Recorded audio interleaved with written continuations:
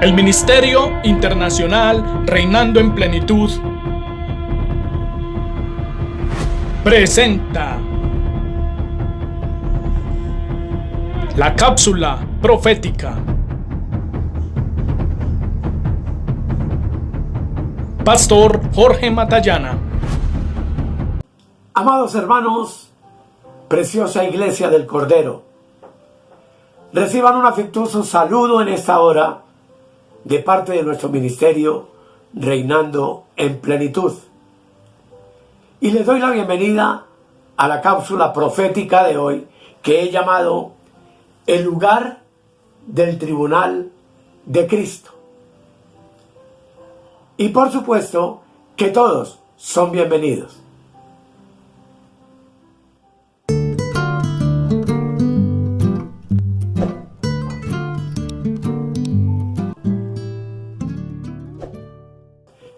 Como ya les dije, amados, el tema de hoy se llama El lugar del tribunal de Cristo. Y antes de desarrollar este tema, es muy importante que tengamos en cuenta un mandamiento que considero el nuevo pacto, que sale de la boca del apóstol Pablo en 1 Corintios capítulo 4, donde él está defendiendo su ministerio y el de Apolos, y donde nos ordena no juzgar nada antes de tiempo hasta que venga el Señor. Y en el versículo 6 explica la razón. Dice: pero esto, hermanos, lo he presentado como ejemplo en mí y en Apolos por amor de vosotros, para que en nosotros aprendáis a no pensar más de lo que está escrito, no sea que por causa de uno os envanezcáis unos contra otros. Desde hace muchísimos años esa ha sido la norma de mi vida para el estudio bíblico.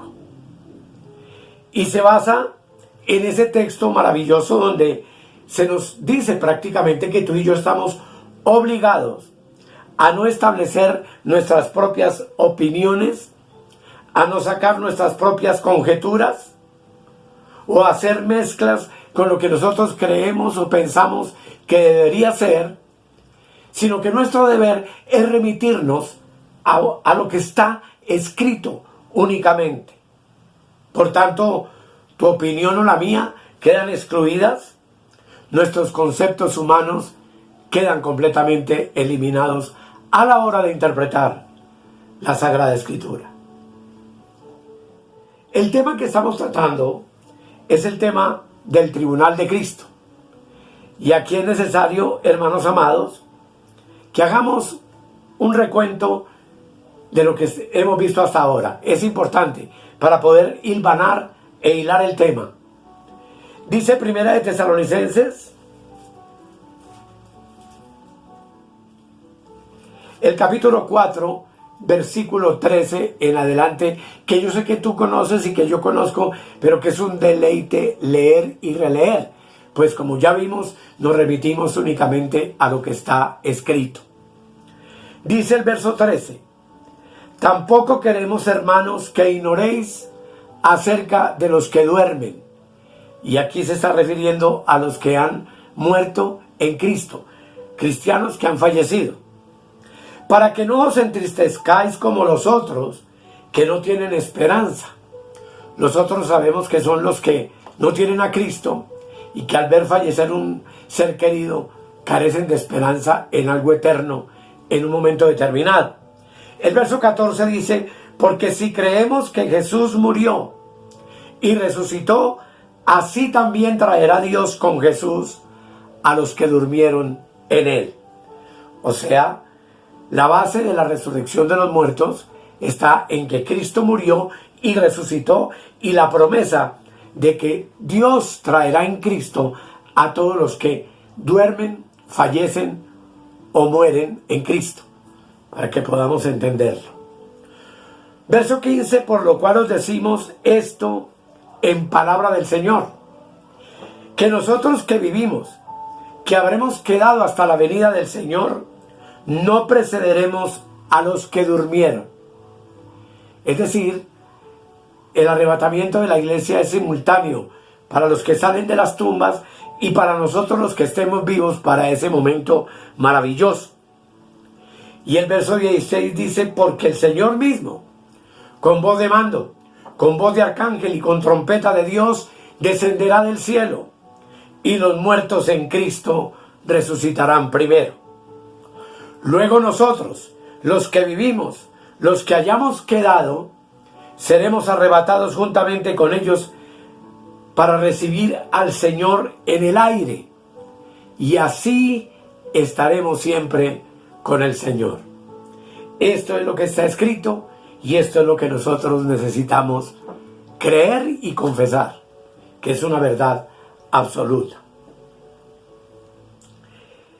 El arrebatamiento aquí descrito en este pasaje es como la explicación o como una respuesta a 2 de Corintios capítulo 5 del versículo 1 en adelante. Vuelvo y le repito que tenemos que leer la escritura. Dice, porque sabemos que si nuestra morada terrestre, este tabernáculo, es decir, este cuerpo mortal, se deshiciere, es decir, muriese, fuese sepultado o durmiese, como dice el apóstol en el texto que leímos anteriormente. Tenemos en Dios un edificio, una casa no hecha de manos, eterna en los cielos. Y esto nos recuerda que Jesús dijo, en la casa de mi Padre muchas moradas hay. Si así no fuera, yo os lo hubiera dicho. Voy pues a preparar lugar para vosotros. De tal manera que yo tengo la seguridad y la certeza de que no solamente hay un edificio en los cielos que es la iglesia completa, sino que yo tengo mi casa propia, mi cuerpo glorificado propio, el cual recibiré en el momento del arrebatamiento, pues ese cuerpo es mi morada eterna.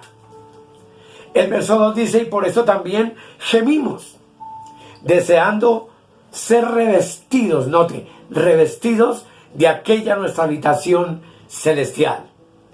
Este es un vestido temporal, el cuerpo glorificado es un vestido que, siendo nuestra habitación celestial, es completamente eterno. Y dice el 3, pues así seremos hallados vestidos. O sea, ni tú ni yo quisiéramos fallecer y morir. Si nos toca, sabemos que vamos a resucitar en la venida de Cristo. Pero dice el apóstol, quisiéramos ser hallados vestidos, es decir, de ese cuerpo, de esa habitación celestial que el Señor nos proporciona todavía estando vivos y no desnudos, porque estaríamos desnudos cuando estemos en la tumba durmiendo y nuestro espíritu obviamente esté con el Señor, pero el anhelo nuestro es estar vivos y ser revestidos del cuerpo celestial. Ojalá me puedan entender porque no es sencillo, pero es una explicación que doy por encima. Dice, porque asimismo los que estamos en este tabernáculo gemimos con angustia, porque no quisiéramos ser desnudados, o sea, no quisiéramos fallecer, sino revestidos estando vivos, para que lo mortal, que es nuestro cuerpo, que es corruptible, sea absorbido por la vida. Verso 5. Mas el que nos hizo, y quiero que note este texto porque es espectacular, mas el que nos hizo para esto mismo es Dios, quien nos ha dado las arras del Espíritu. En otras palabras, tú y yo fuimos hechos por Él para ser revestidos de nuestra morada celestial, y como cuota inicial nos ha dado el Espíritu Santo, para que tengamos la convicción y la certeza de que lo que Él nos está diciendo es una verdad absoluta. Verso 6 dice, así que vivimos confiados siempre, y sabiendo que entre tanto que estemos en el cuerpo, estamos ausentes del Señor.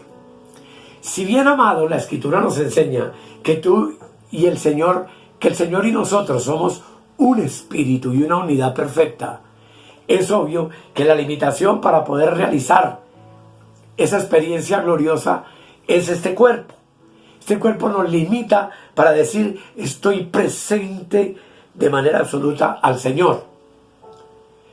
Pero el versículo 7 nos dice lo que tú y yo tenemos que hacer. Porque por fe andamos, no por vista. De tal manera que tú y yo y en nuestro cuerpo mortal andamos, vivimos, nos movemos por medio de la fe, creyendo que lo que no se ve es una realidad absoluta, esperando que lo que el Señor nos promete y nos dice en la Escritura se cumplirá de manera cabal y perfecta. Y por eso, dice el versículo 8, pero confiamos y más quisiéramos estar ausentes del cuerpo y presentes al Señor. Verso 9. Por tanto procuramos también, o ausentes o presentes, serle agradables. Hoy en nuestro espíritu estamos unidos al Señor. En el arrebatamiento de la iglesia seremos uno ya literalmente con el Señor, con un espíritu, con un cuerpo espiritual, glorificado. De tal manera que, aunque hoy estamos por este cuerpo limitados, si estamos ya presentes al Señor, siempre procuramos serle agradables. Y la fe es lo único que tenemos, pues tú sabes que sin fe es imposible agradar a Dios. Por tanto, cuando pensamos únicamente en lo que está escrito, nuestra fe está alimentada, pues la fe viene por el oír y el oír por la palabra de Dios.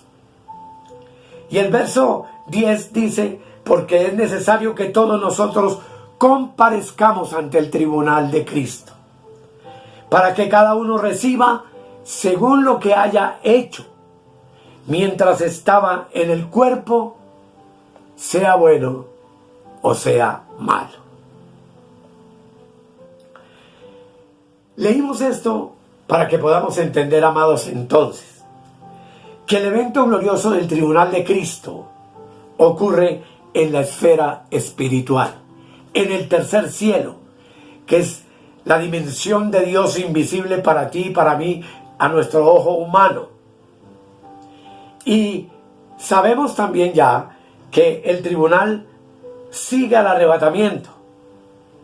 Y no me cabe absolutamente ninguna duda de que esto ocurre en las regiones celestes.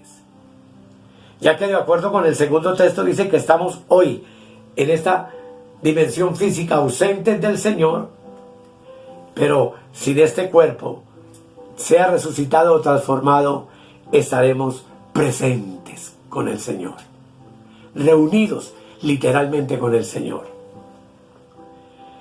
Después de esta explicación, amados, que no es sencilla, surge una pregunta importante. Pero, ¿quién es el juez en el tribunal de Cristo? Y obvio que la respuesta es clara. Segunda de Corintios 5:10 dice, que ya lo leímos, dice, porque es necesario, nótalo muy bien, es necesario, indispensable, y tiene que ocurrir, dice, es necesario que todos nosotros, miembros del cuerpo de Cristo universal, comparezcamos ante el tribunal de Cristo, para que cada uno reciba según lo que haya hecho mientras estaba en el cuerpo, sea bueno o sea malo. Y es obvio, amados, que la razón para entender que quien va a juzgar a la iglesia es Cristo, nos la da el Evangelio de San Juan, el capítulo 5, versículo 22, donde la palabra del Señor dice, porque el Padre a nadie juzga, sino que todo el juicio dio al Hijo. Así que, amados, el tribunal de Cristo, ante el cual comparece la iglesia y todos los miembros de esta iglesia universal, Jesús es el juez. En su venida en gloria para juzgar a las naciones de la tierra, Cristo es el juez. Y al final de los 2000 años, en el trono blanco, Cristo sigue siendo el juez. Porque el Padre no juzga a nadie, sino que todo el juicio le ha sido dado al Hijo. El juicio es entregado por el Padre al Hijo, pero como ya vimos, El tribunal de Cristo en el tema anterior no es un tribunal de juicio judicial, de condenación, donde se impone un castigo, sino que es una entrega de recompensas a cada uno de los siervos fieles que hemos servido al Señor durante nuestra vida. Eso es muy importante entenderlo. Es un acto soberano de Cristo sobre su propia iglesia, la cual Él ganó con su sangre, y en particular determinado individualmente para cada uno de este cuerpo, universal de nuestro Señor Jesucristo, que se llama la iglesia. Es menester que recordemos que en el tribunal de Cristo no hay ningún rechazamiento para la iglesia. Todo lo contrario, el propósito de ese encuentro con Cristo y el comparecer ante su tribunal es precisamente para Él vestir de lino fino a su iglesia, como vimos en el tema anterior, porque el lino fino, blanco y resplandeciente, nos enseña la Escritura que son las acciones justas de los santos. Apocalipsis capítulo 19, vale la pena volverlo a leer. En el versículo 7 y 8 dice: gocémonos y alegrémonos y démosle gloria, porque han llegado las bodas del Cordero y su esposa se ha preparado. Y a ella se le ha concedido que se vista de lino fino, limpio y resplandeciente, porque el lino fino es las acciones justas de los santos. El contexto de esto lo encontramos en Efesios capítulo 5, donde la palabra del Señor nos dice, del versículo 25 al 27, en una analogía que nosotros ya estudiamos en el pasado, donde dice: maridos, amad a vuestras mujeres como Cristo amó a la iglesia y se entregó a sí mismo por ella. Dice: para santificarla, habiéndola purificado en el lavamiento del agua por la palabra. Lo que limpia tu vida y la mía es la palabra de Dios. Por eso comenzamos viendo lo indispensable que es que nosotros aprendamos en Pablo y Apolos a no pensar más allá de lo que está escrito. Porque la palabra tiene un propósito, verso 27, a fin de presentársela a sí mismo una iglesia gloriosa, que no tuviese mancha ni arruga ni cosa semejante, sino que fuese santa y sin mancha.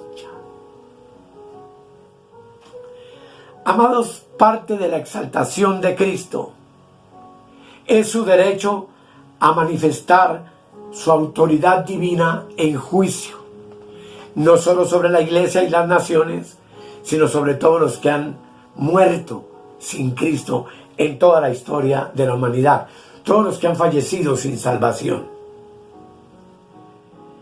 Y aquí entonces entraríamos a contestar otra pregunta que quiero contestar en este segmento de manera parcial solamente.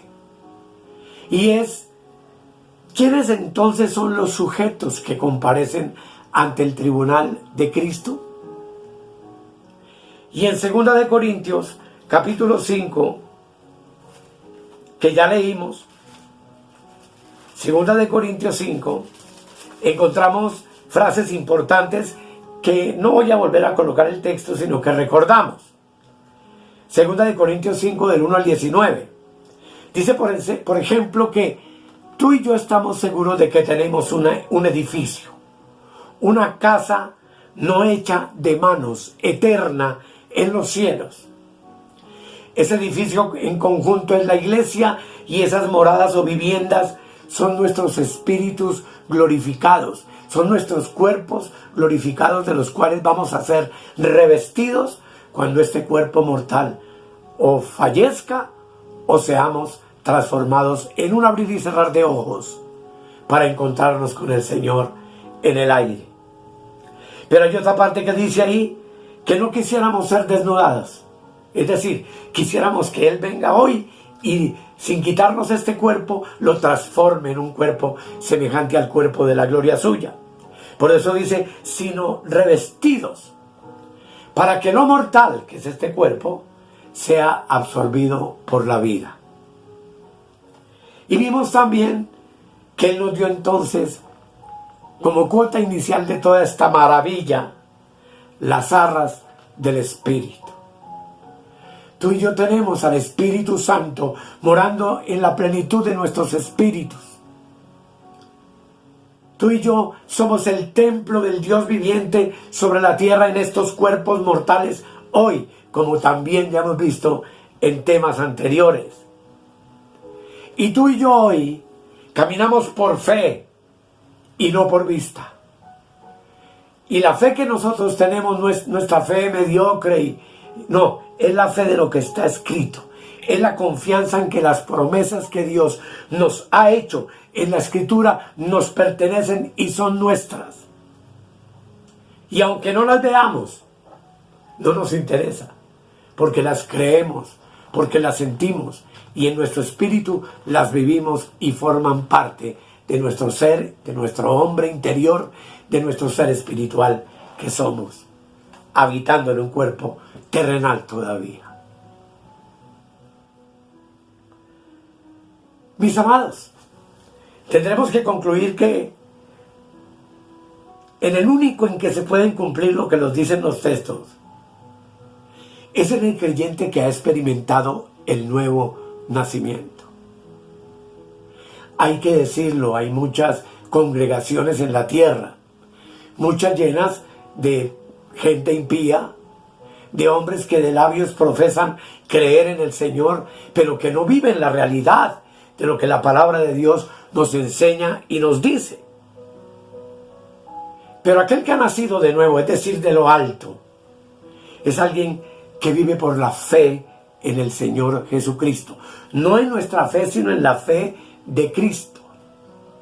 Dice el apóstol Pablo, ya no vivo yo, mas Cristo vive en mí, y lo que ahora vivo en la carne, en este cuerpo corruptible, lo vivo en la fe del Hijo de Dios, no en lo que yo creo, o a mí me parece, o yo pienso, o yo opino, sino en lo que la palabra de Dios, que es el conjunto doctrinal de la fe, me enseña y me dice. En eso me muevo, en eso vivo, en eso pienso las 24 horas del día. Así que, amados, debemos distinguir que aunque los creyentes van a estar presentes en este examen del tribunal de Cristo, no son ellos, no son los cristianos, no somos los hermanos, mujeres y hombres nacidos de nuevo, en sí mismos los que comparecemos, sino las obras que nos acompañaron mientras estuvimos vivos en este cuerpo terrenal. No es el creyente quien va a ser juzgado. ¿Por qué? Porque el creyente, tú y yo, ya fuimos juzgados por Cristo en la cruz del Calvario. Hemos sido hechos libres del pecado, libres de condenación, tenemos vida eterna. Somos la nueva creación de Dios, estamos sentados con Cristo en lugares celestiales. Y sin embargo, hay obras que acompañan nuestro peregrinar mientras estamos en esta tierra. Y esas obras, como comenzamos leyendo, lo que hicimos mientras estuvimos en este cuerpo, sea bueno o sea malo, es lo que va a ser juzgado ante el tribunal de Cristo. Y como veremos en el próximo tema con la ayuda del Señor, para recibir recompensa o para sufrir pérdida de aquello que no produjo fruto, digno del Cordero, digno de nuestro Dios. Así que, amados, yo sé que esto no es sencillo, todo lo que les hablo, pero estamos confiados y seguros de que tal y como Dios, a través de Cristo y por medio de la pluma del Espíritu Santo, iluminado por el Espíritu Santo, nos está diciendo, es una verdad infalible. Es en lo que creemos, en lo que confiamos y en lo que vivimos. Y sea que tengamos que morir físicamente, estamos preparados también para ello, pues sabemos que la muerte no es sino un sueño físico para el cuerpo, pero que espiritualmente tú y yo tenemos vida y vida en abundancia para estar presentes delante del Señor. Amados, gocémonos y regocijémonos, porque lo que Dios tiene para decirnos es absolutamente extraordinario, de tal manera que en la próxima cápsula profética estaremos viendo cuáles son las consecuencias de ese juicio para cada uno de nosotros, que es necesario, lo repito, que comparezcamos ante el tribunal de Cristo. Vamos a orar dándole gracias al Señor por su hermosa palabra. Amado Padre, muchas gracias por lo que tú nos dices. Espíritu Santo precioso, gracias por guiarnos a estas verdades que son las cosas que están escritas, en las cuales debemos ocuparnos y en las únicas que tenemos derecho de pensar.